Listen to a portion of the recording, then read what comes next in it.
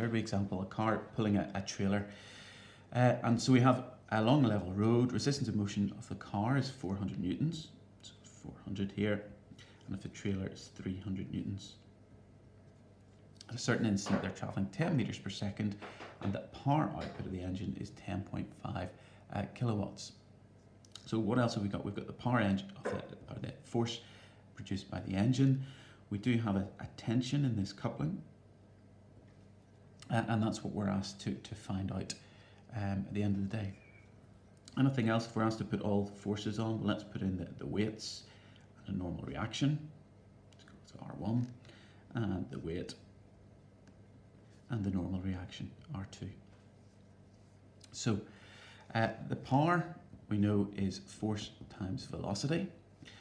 The power output is 10.5 kilowatts, or 10,500 watts. And that's equal to the force times times the velocity. Now the force of the engine we're just calling x, and the velocity we know is 10, so it's 10x, and so x is 1,050 newtons. Now, if we split this into two parts, let's look first at the whole system.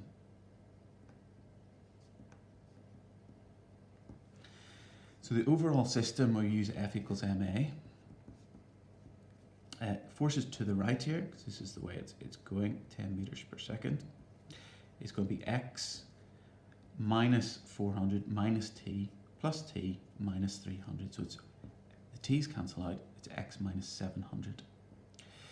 Overall, the whole system has a mass of 1,400 kilograms.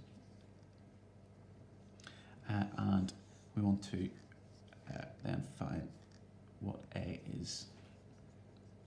I just call that 1,400A. And this value x, we've said is 1,050. So 350, is equal to 1,400A. And so A we get to be a quarter, 0.25. So we want to find the tension in the coupling. Rather than looking at the whole system, we just want to maybe look at one or other of these. Excuse me. I'm going to look at the trailer here, because that'll give me a positive value of t immediately. So when I use Newton's second law, again, F equals ma. So t minus 300 is equal to the mass, which is 400, times the acceleration, which we've just worked out to be 0.25. So t minus 300 equals 100, and t is equal to 400 newtons. Our final example here then is slightly different. Rather than vehicles being in motion, it's about a pump and raising water, and the power of that pump. A pump raises water from a tank through a height of 3 meters and outputs it through a circular nozzle of radius 3 centimeters.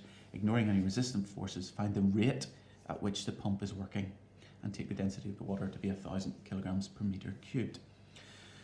Okay, the rate at which the pump is working here is sort of talking that it's work done per second. What is the work done per second? And so how we could split this one up is, well, let's find out what's the potential energy given to this water in 1 second, and what's the kinetic energy given to the water in 1 second. Now, first of all, we need to find the volume of water raised per second. It's going through a circular nozzle of radius 3 centimeters. So the area of that is pi times r squared. Now we're talking meters here, so it's 0.03 squared. And the volume then, when it comes out circular, it'll excuse me, come out like a cylinder, I suppose, when you have a volume of water being pushed out. So we're going to multiply that by the length of that cylinder, which in 1 second, it'll move 8 meters. So it's 8.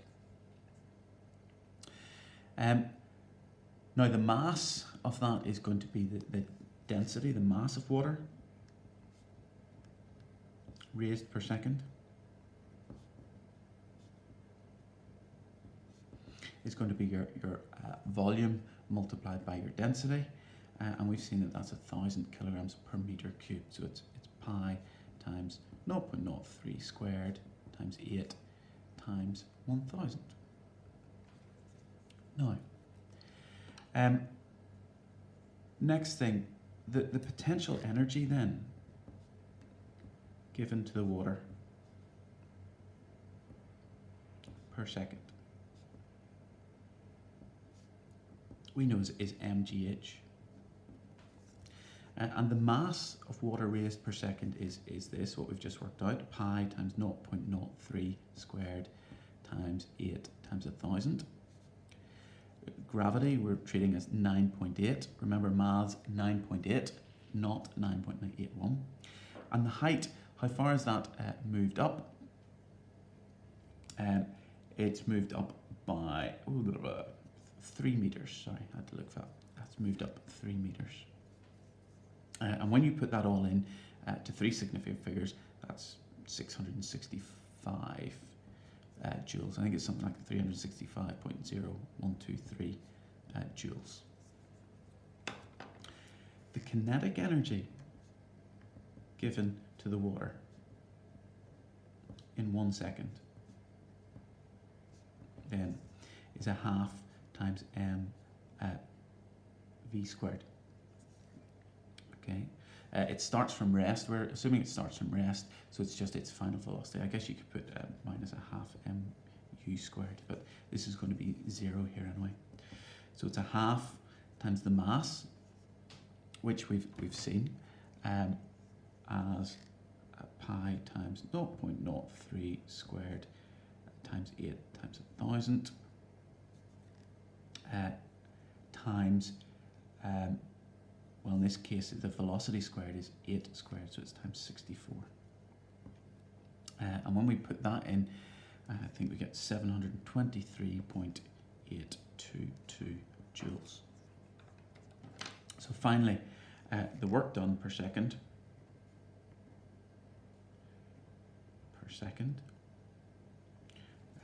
which is the rate of working, which is what we're